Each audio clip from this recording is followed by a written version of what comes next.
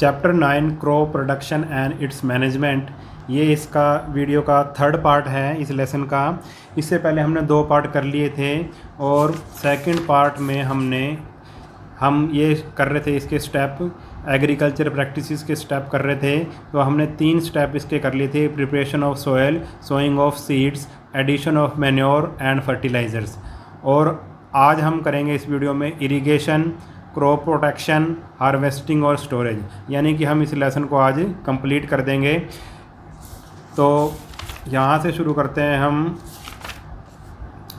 Irrigation से, ठीक है। इरिगेशन से शुरू करते हैं। The supply of water to plant in the field is known as irrigation. Irrigation किसको कहते हैं? सप्लाई ऑफ वाटर, जब पौधों को, जब फसल को पानी दिया जाता है उसी को हम इरिगेशन कहते हैं। It is done with water water sources like rain, canals, waterways, wells and pumps. और आपको पता है पानी कैसे दिया जाता है, या तो बारिश का पानी हो जाए, या नहरों के द्वारा, या कुओं के द्वारा, या पंप के द्वारा। Different crop require specific amount of water at different stages of their growth. और अलग अलग फसलों को अमाउंट ऑफ वाटर अलग अलग चाहिए। किसी फसल को ज़्यादा पानी चाहिए, किसी फसल को कम पानी चाहिए, और different stages of their growth. और जैसे जैसे उनकी ग्रोथ होती है उसके अनुसार भी पानी की मात्रा जो बदलती रहती है। फॉर एग्जांपल, इसने एग्जांपल दिया, paddy is transplanted in standing water and require constant irrigation. जैसे इसने एग्जांपल दिया कि भाई ये जो चावल है, चावल की फसल में, चावल की क्रॉप में, पैडी की क्रॉप में हमें क्या करना पड़ेगा भाई? जब उसको लगाया जाता है चावल को, तो स्टैंडिंग वाटर में लगाया जाता है, खड़े पानी में उसको लगाया जाता है, और उसको लगातार पानी की ज़रूरत पड़ती है, लगातार इरिगेशन की ज़रूरत पड़ती है। On the other hand for wheat, और दूसरा उदाहरण उसने लिया है वीट का, irrigation is needed only before tilling and at the time of flooring. आप वो कह रहा है कि गेहूं की फसल में क्या होता है कि भाई खेत जोतने से पहले एक तो पानी दे दिया जाता है, और दूसरा कब? जब उसमें क्या आते हैं भी फूल आते हैं, तब पानी दिया जाता है। Excessive supply of water can reduce air in the soil spaces and can cause water logging. Excessive supply of water, यानी कि अगर हद से ज़्यादा हम वाटर की सप्लाई कर दें तो क्या होगा? डैमेज द प्लांट रूट, और ये रूट्स को, जो प्लांट की जड़ें हैं, उनको ख़राब कर देगी। And can cause them to die, और क्या हो सकता है भाई? ये ज़्यादा पानी से क्या हो सकता है? वो पौधा मर भी सकता है, ठीक है। उसके बाद आ गया भाई traditional system of irrigation. Traditional system of irrigation, इसमें क्या है भाई? ये भी इरिगेशन का सिस्टम क्या है, कैसे इरिगेशन करते थे। अब हम ट्रेडिशनल मेथड देखेंगे कि पुराने समय से कैसे चला आ रहा है, कैसे पानी दिया जाता है पौधों को। These involve drawing water from wells, tube wells, ponds, lakes and canal using cattle or human labour. अभी पुराने तरीके में क्या, भी कुएं से पानी ले लेंगे, ट्यूबवेल से ले लेंगे, पौंड से ले लेंगे, कैनाल से ले लेंगे, ठीक है। और या तो उनको पशुओं के द्वारा लाया जाएगा, या फिर आदमी खुद लेबर करेगा। Pumps are also use to lift water. Pump का यूज़ भी करते हैं हम वाटर को लिफ्ट करने के लिए। The pulley system and lever system are example of traditional system of irrigation. और पहले क्या होता था, पुली सिस्टम होता था और लीवर सिस्टम होता था, जिसके द्वारा पानी को ऊपर उठाया जाता था और पानी दिया जाता था। ये तो हो गया कुछ पुराने method. However such traditional method though cheap are not very efficient as water is not distributed evenly at the losses are high। जबकि ये पुराने जो मेथड थे वो सस्ते थे, मगर इतने एफिशिएंट नहीं थे, क्योंकि पानी इवनली डिस्ट्रीब्यूट खेत में नहीं होता था, बराबर खेत में डिस्ट्रीब्यूट नहीं होता था, और पानी का बहुत लॉस भी हो जाता था। आगे अभी मॉडर्न सिस्टम ऑफ इरिगेशन क्या है, नया तरीका क्या है इरिगेशन करने का, वो इसने बताया हमें। These use water more efficiently and ensure optimum irrigation. We talk briefly about the 2 such method. 2 इसने मेथड बता रखे हैं। इन मेथड का यूज़ करके हम पानी का अच्छे से प्रयोग कर सकते हैं और उसका ऑप्टिमम यूज़ कर सकते हैं। तो सबसे पहले है स्प्रिंकलर सिस्टम। इसमें क्या होता है देखो, this method involve sprinkling of water on plant in a way similar to rainfall. जैसे बारिश होती है ना, उसी तरह से ये मेथड होता है। जैसे बारिश का पानी पौधों के ऊपर गिरता है, इस मेथड में इसी तरह पानी को पौधों के ऊपर गिराया जाता है पाइप्स का यूज़ करके। It is generally used in area with in uneven land और those having soil with poor water holding capacity. इस मेथड का यूज़ वहाँ पे किया जाता है जहाँ पे ऊबड़ खाबड़ ज़मीन होती है, ऊपर नीचे ज़मीन होती है, और जहाँ पे वाटर होल्डिंग कैपेसिटी बहुत ही ज़मीन की कम होती है। Perpendicular pipes with rotating nozzles on top are joint to the main pipeline. इसमें क्या होता है भाई, पाइपलाइन ऐसे बिछा दी जाती हैं खेत में और उसमें नोज़ल लगा दिए जाते हैं। अब नोज़ल से क्या हो जाए, पानी का छिड़काव होता है, ठीक है, पानी का छिड़काव होता है, बारिश की तरह पानी उसके ऊपर गिरता है पौधों के ऊपर। Which led in the water when water is made to flow through the pipeline under pressure. जब वाटर को प्रेशर से पाइप से गुजारा जाता है, it moves out of the nozzle. Nozzle घूमती है इन ऑल डायरेक्शन, सभी डायरेक्शन में नोजल घूमती है, और and water falls on the ground, और पानी ग्राउंड में गिरता है, ठीक है। पाइप के द्वारा पाइप में प्रेशर दिया जाता है, प्रेशर से फिर क्या होती है पानी का क्या होता है भाई, छिड़काव होता है, ठीक है। इसी को हम स्प्रिंकलर मेथड कहते हैं। अब इसका दूसरा मेथड है इरिगेशन का, जो नया मेथड है, मॉडर्न मेथड है, वो है ड्रिप इरिगेशन। ड्रिप का मतलब आपको पता है, ड्रिप में धीरे धीरे बूंदें गिरती हैं। This method is very useful for area having acute water shortage. इस मेथड का यूज़ वहाँ पे करते हैं जहाँ पे अक्यूट वाटर शॉर्टेज हो, यानी कि पानी बहुत कम हो, वहाँ पे इसका यूज़ करते हैं। इन this method water falls drop by drop. देखो ये है बस इसकी इंपॉर्टेंट लाइन, कि इसमें वाटर क्या करता है, ड्रॉप बाय ड्रॉप, बूंद बूंद गिरता है नियर द रूट्स, जड़ों के पास, पौधों की जड़ों के पास धीरे धीरे गिरता है, एक एक बूंद करके, through narrow pipes and tubes. इसमें भी नैरो पाइप और ट्यूब बिछाई जाती हैं खेत में। Hence there is no wastage of water in this method. और इस मेथड में वाटर का वेस्टेज बिल्कुल भी नहीं होता। Sometime untimely rains and strong wind result in falling down of crop plant at the grain maturation stage. अब कभी कभी क्या होता है, हैवी रेन आ जाती है या कोई तूफ़ान वगैरह हवा चल जाती है, जिसके कारण हमारी फसल क्या हो जाती है भाई, जब वो पकने वाली होती है तो उस टाइम वो हमारी फसल सारी गिर जाती है। और इसको दिस इज़ कॉल्ड लॉजिंग। इसको क्या बोलते हैं, लॉजिंग। तूफ़ान, आंधी या बारिश के कारण जब फसल गिर जाती है, जब फसल के ऊपर वो गिरती है तो सारी फसल हमारी ख़राब हो जाती है, उसको क्या कहते हैं, लॉजिंग कहते हैं। It adversely effect the quality and yield of grain. और इससे जो बहुत ही बुरा प्रभाव पड़ता है यील्ड पे। यील्ड ऑफ ग्रेन यानी कि अनाज जो हमें मिलता है फिर बहुत ही कम मिलता है उस फसल से, और उसकी क्वालिटी भी ख़राब हो जाती है, ठीक है। अब ये जो ड्रिप इरिगेशन मेथड है ये आपको बता देता हूँ। जैसे ये खेत है, मान लो ये खेत हमारा है, तो ड्रिप मेथड में क्या होता है, अभी ऐसे पाइपें बिछा दी जाती हैं खेत में, जैसे ये मान लो पौधे लगे हुए हैं, ठीक है, ऐसे बिछा दी जाती हैं, और इसमें से फिर इनमें छेद होते हैं छोटे छोटे, वहाँ से क्या ड्रिप बूंद बूंद करके पानी गिरता रहता है, ठीक है। इससे पानी की वेस्टेज बिल्कुल भी नहीं होती, और ये मेथड वहाँ पे यूज़ होता है जहाँ पे बहुत ही कम पानी पाया जाता है।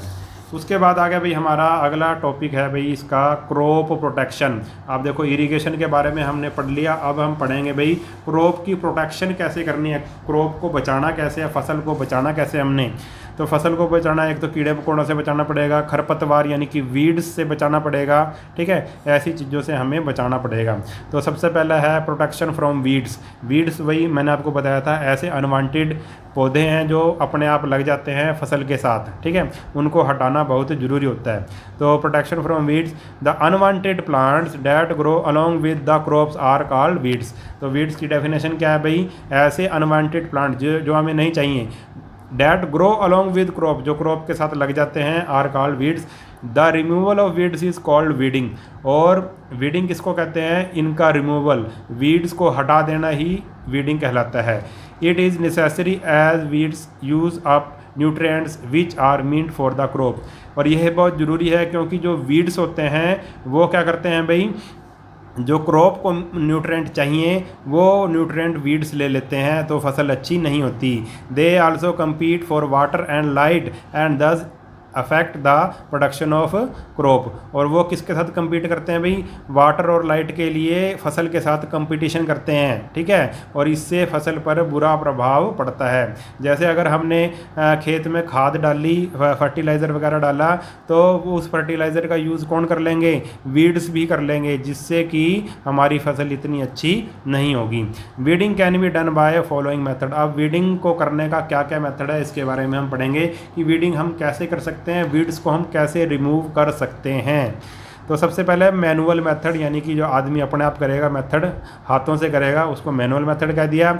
Weeds can be removed by uprooting unwanted plants with the help of खुरपी और हैरो। हम क्या करेंगे भाई, खुरपी का यूज़ करके या हैरो का यूज़ करके, हैरो भी एक मतलब एक आप कह लो एग्रीकल्चर वो है, इक्विपमेंट है, उसका यूज़ करके और खुरपी का यूज़ करके हम उनको जड़ से उखाड़ देंगे, किसको, वीड्स को। ये हो गया manual method. It should be done carefully, ये बहुत ही सावधानी से करना चाहिए, so that the main crop do not gate damage. इतनी सावधानी से करना चाहिए कि भाई जो हमारी मेन क्रॉप है कहीं उस पर ना खुरपी लग जाए, कि उसकी ना जड़ कट जाए, ठीक है। तो ये बड़ा सावधानी पूर्वक करना चाहिए। दूसरा मेथड क्या है, टीलिंग बिफोर सोइंग। टीलिंग का मतलब खेत जोतना, ठीक है, बीज बोने से पहले खेत को अच्छी तरह से जोत दिया जाए, ठीक है, अच्छी तरह से उसको मिट्टी को जोत दिया जाए। प्लोइंग द फील्ड, ठीक है, फील्ड को प्लो करना बीज बोने से पहले। अपरूट द वीड, जितनी भी वीड खेत में लगी होती हैं वो सारी उखड़ जाती हैं, उनकी जड़ें उखड़ जाती हैं। Weeds then dry up and get mixed up with the soil. Weeds फिर जब उनकी जड़ें उखड़ जाती हैं वो सूख जाते हैं और मिट्टी के साथ ही मिल जाते हैं। तो दो मेथड कर लिए, मैनुअल और टीलिंग बिफोर सोइंग। और तीसरा है वीडिसाइड्स। अब ये आ गई दवाइयाँ छिड़कते हैं किसान। अब देखो क्या चीज़ है ये, दीज आर द केमिकल्स, ये क्या है, केमिकल्स हैं। वीडिसाइड क्या है, केमिकल्स हैं, which kill the weeds but do not harm the crop. ये एक दवाइयाँ हैं, छिड़कते हैं जो किसान, ये वीड्स को तो मार देते हैं मगर क्रॉप को कोई हानि नहीं पहुँचाते। These are spread on the field, इनको खेतों पर छिड़का जाता है। The farmer should take care of themself while spraying weedicide as it can adversely effect their health. और जब ये फार्मर इसमें छिड़कते हैं तो बड़ी सावधानी से इन वीडिसाइड्स को छिड़कना चाहिए, क्योंकि उनकी ये हेल्थ को ख़राब कर सकते हैं, हेल्थ पर बुरा प्रभाव ये डाल सकते हैं, ठीक है। आप ये लगाओ कि जो वीडिसाइड होता है वो एक तरह का जहर ही होता है, ठीक है। तो अगर मतलब अगर इसको छिड़कना है तो बड़ी सावधानी से इसको छिड़कना चाहिए। दूसरा पॉइंट आ गया भाई, ये तो हमने वीडिसाइड का देख लिया। अब हम करेंगे प्रोटेक्शन फ्रॉम पेस्ट। पेस्ट से कैसे बचा जाए, कीड़े मकोड़े हो गए, ठीक है, उनसे कैसे बचा जाए, फसल को कैसे बचाया जाए। Crop are expose to many factors such as stray animal, birds and insect. Crop का जो बहुत ही मतलब एक्सपोज हो जाती है वो कई फैक्टर्स के आगे, जैसे कि जो जानवर हैं, ठीक है, आवारा जानवर हैं, पक्षी हैं, इंसेक्ट हैं, ये सभी किसको, क्रॉप को ख़राब कर सकते हैं।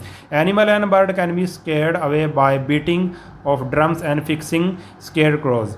और जो एनिमल और बर्ड को तो हम जैसे ड्रम वगैरह बीट करके आवाज़ पैदा करके भगा सकते हैं। और उसका तरीका क्या है, fixing scarecrows. Scarecrows का मतलब क्या होता है, fixing scarecrows in the field. Scarecrows का मतलब होता है जैसे हम कोई खेत के अंदर एक पुतला सा गाड़ देते हैं और उसको फटे पुराने कपड़े पहना देते हैं, तो पशुओं और पक्षियों को ऐसा लगता है कि वहाँ पे कोई आदमी खड़ा है, इसलिए वो या वहाँ पे नहीं आते, इसी को बोलते हैं scarecrows.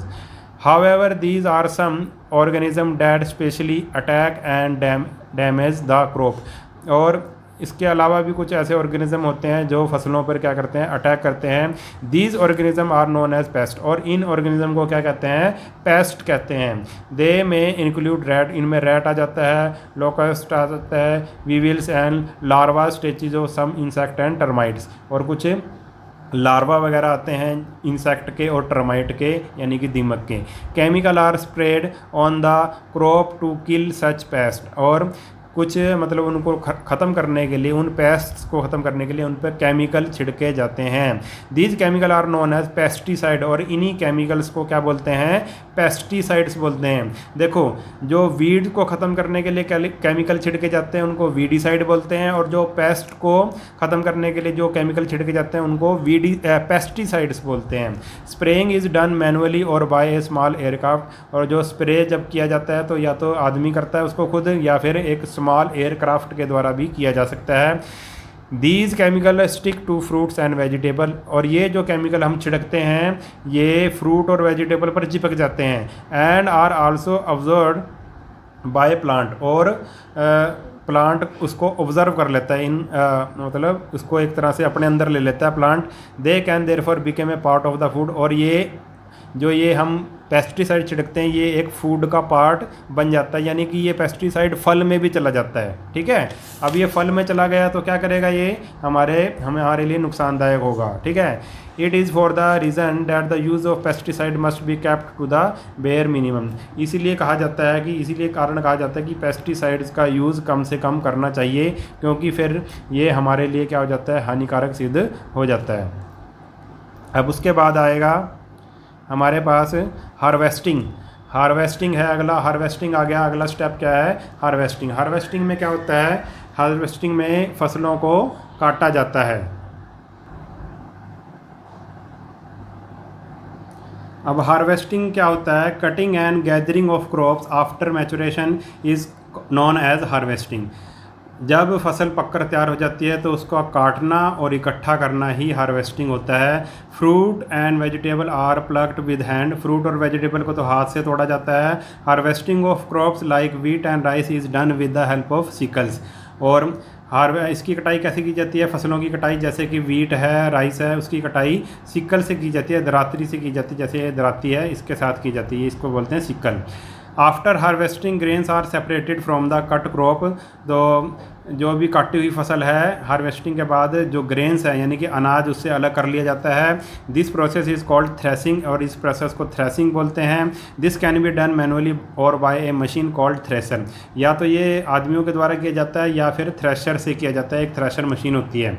In large field a farm machine called combine, और बड़े बड़े जहाँ पे खेत होते हैं वहाँ पे काम कंबाइन से किया जाता है। This machine can do both harvesting and threshing simultaneously, और ये जो कंबाइन होती है इसमें हार्वेस्टर भी लगा होता है और थ्रेसर भी लगा होता है, दोनों काम ये मशीन कर देती है, काटने का काम भी और दाने अलग करने का काम भी, जो ग्रेन्स हैं उसको अलग करने का काम भी ये जो कंबाइन हार्वेस्टर कर देता है। After threshing grains are separated from the chaff, और थ्रेसिंग के बाद क्या होता है भाई, जो ग्रेन्स है यानी कि अनाज है, दाने हैं, वो मतलब भूसे वगैरह से, चैफ से अलग कर लिए जाते हैं। This is known as winnowing. ठीक है, इसको ही हम क्या कहते हैं, विनोइंग कहते हैं। जैसे ये लेडीज़ कर रही है, अब ये इसमें भूसा भी मिला हुआ है, अनाज भी है, तो हवा से इसको हटा रही है तो अनाज मतलब ये भूसा उड़ जाएगा और अनाज नीचे गिर जाएगा। ठीक है, इसको ही विनोइंग कहते हैं। The mixture is dropped on the ground from A height, mixture को एक हाइट से ड्रॉप किया जाएगा। द हैवियर सीड्स, जो भारी सीड होगा वो नीचे गिर जाएगा। While lighter chaff is blown away to a distance by the wind, और जो ये भूसा क्योंकि हल्का होता है इसलिए हवा से उधर उड़ जाएगा और अनाज सीधा नीचे गिर जाएगा, इसको ही विनोइंग हम कहते हैं। अब लास्ट स्टेप आ गया हमारा स्टोरेज। अब हमने फसल की कटाई तक पहुंच गए, अब हमने उस जो दाने ले आए हैं, हम जो हम ग्रेन्स ले आए हैं, अनाज ले आए हैं, उसको हम स्टोर भी करना पड़ेगा। Harvested food grain often contain more moisture than is suitable for their storage. अब harvested food grain often contain more moisture than is suitable for their storage, hence these grain are sun dried. देखो जो कटी हुई फसल है उसमें क्या होता है, मॉइस्चर होता है, उसमें ज़्यादा मॉइस्चर होता है, इसलिए रखने से पहले उसको अनाज को रखने से पहले सन ड्राइड करना पड़ेगा, उसको धूप में सुखाना पड़ेगा, फिर हम उसको स्टोर करेंगे। This prevent growth of microbes on them, और सुखाने से क्या होगा कि उसमें माइक्रो ऑर्गेनिज्म कम लगेंगे, ख़राब नहीं करेंगे उसको microbes. Farmer store some grains for their own use, और जो कुछ किसान हैं कुछ तो मतलब अपने लिए रख लेते हैं वो अपने यूज़ के लिए grain. Rest of the produce is sold to government to private agency, और बाकी जो बच जाता है अनाज वो या तो एजेंसीज़ को बेच देते हैं, या तो गवर्नमेंट एजेंसी हो या फिर कोई प्राइवेट एजेंसी हो। Large scale storing is done in granaries and silos which are design to protect grain. और जो बड़े बड़े स्केल पे स्टोर कहाँ किया जाता है, या तो अनाज के भंडार बनाए जाते हैं या फिर उनको साइलोज में किया जाता है। साइलोज क्या होता है, ज़मीन के नीचे गड्ढा खोदकर एक कमरा बनाया जाता है, उसमें अनाज की प्रोटेक्शन की जाती है, उसमें अनाज को रखा जाता है। अब आगे आ गया इसमें अगर मतलब चूहों से और इंसेक्ट से बचाना है तो उसको हमने ग्रेनरीज में रखेंगे या फिर साइलोज में रखेंगे। This is done by food corporation of India, FCI, food corporation of India. ये एक संस्था का नाम है जो मतलब इसको अनाज को सुरक्षित रखेगी। And state warehousing corporation, और जो राज्य के वेयर हाउसिंग कॉरपोरेशन है उनके द्वारा ये काम किया जाता है। अनाज के गोदाम बनाए जाते हैं, वहाँ पे अनाज को रखा जाता है। Fruit and vegetable because of their higher moisture content, क्योंकि फ्रूट और वेजिटेबल में बहुत ही ज़्यादा मॉइस्चर होता है, नमी होती है, गेट स्पॉइल्ड इजीली, इसलिए वो जल्दी ख़राब हो जाते हैं। जिसमें जितना मॉइस्चर होगा उतनी जल्दी वो ख़राब हो जाएगा। मॉइस्चर का मतलब आप पानी कह सकते हैं या नमी कह सकते हैं। On a commercial scale such perishable item are stored in large cold storage और डीप फ्रीजर्स। और इनको इनको कहाँ रखा जाता है भाई, जो ये ख़राब होने वाली चीज़ें हैं इनको या तो कोल्ड स्टोर बना के रखा जाता है, कोल्ड स्टोर में रखा जाता है, या फिर डीप फ्रीजर में, बहुत ही ठंडे फ्रीजर्स होते हैं, उनमें रखा जाता है। तो ये हमारे सारे स्टेप्स हो गए। जो भी हमारी एग्रीकल्चर प्रैक्टिसेस थी वो सारी ख़त्म हो गई हैं। और लास्ट है भी क्रॉप इम्प्रूवमेंट। क्रॉप को इम्प्रूवमेंट कैसे करनी है वो हम सीखेंगे इसमें। All the agriculture practices is followed properly help in increasing the production of grains. सभी जितनी भी एग्रीकल्चर ये प्रैक्टिसेस हमने करी हैं, इफ़ फॉलोड प्रॉपरली, अगर उसको सही से फॉलो करेंगे तो हमारी प्रोडक्शन बढ़ जाएगी ग्रेन्स की। To meet the demand of ever increasing population of India and to feel every citizen of India, a revolution was brought about in India in 1960। अब क्योंकि हमारे देश की जनसंख्या बढ़ती जा रही है और जनसंख्या बढ़ेगी तो उनको अनाज भी ज़्यादा चाहिए, तो उसकी पूर्ति के लिए हमारे देश में एक रेवोल्यूशन हुई, क्रांति हुई, जिसको हम ग्रीन रेवोल्यूशन कहते हैं 1960 में। This was the green revolution, इसको ही हरित क्रांति कहते हैं और ग्रीन रेवोल्यूशन इसका इंग्लिश में नाम है। ग्रीन यानी कि पौधे ग्रीन होते हैं, तो फसलों को बढ़ाने की जो क्रांति हुई थी उसी को हम ग्रीन रेवोल्यूशन कहते हैं, कि इसकी ज़्यादा से ज़्यादा फसलों का उत्पादन हो। ठीक है। High yielding draft variety of Mexican wheat were introduced in India. एक वैरायटी लाई गई गेहूं की, मैक्सिकन व्हीट, मैक्सिको एक देश है, वहाँ से एक वैरायटी लाई गई गेहूं की जिससे बहुत ज़्यादा उत्पादन होता था। This variety were resistance to pest disease and lodging. और ये जो वैरायटी थी मैक्सिको देश से जो लेके आए थे गेहूं की एक वैरायटी, वो मतलब अच्छी क्वालिटी की थी, वो पेस्ट नहीं लगते थे उसमें, डिजीज़ बीमारियां नहीं होती थी और उसकी फसल जल्दी ख़राब नहीं होती थी पानी वगैरह से, मौसम से। ठीक है। Another way of improving yield is by developing new variety of crop. अगर हमने इम्प्रूव मतलब कि अनाज को बढ़ावा देना है, अनाज की मात्रा को बढ़ाना है, ठीक है, तो क्या करना पड़ेगा, हमको उनकी बीजों की क्वालिटी को बढ़ाना पड़ेगा।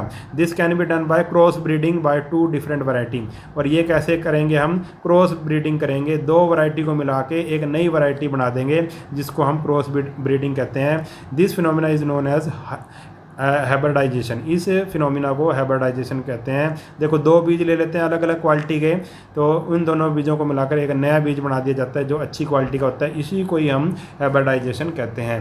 द वैरायटी ऑफ, इसने बता रखा है जैसे two variety of plant A and B, दो वैरायटी ले ली, एक वैरायटी ए ले ली, एक ले ली बी, दो तरह के बीज ले लिए। कैरेक्टरिस्टिक आर चूजन, ठीक है, उन जो हमने देखना है कि भाई क्या करना चाहते हैं हम, उसके अनुसार हमने दो बीज ले लिए अलग अलग तरह के।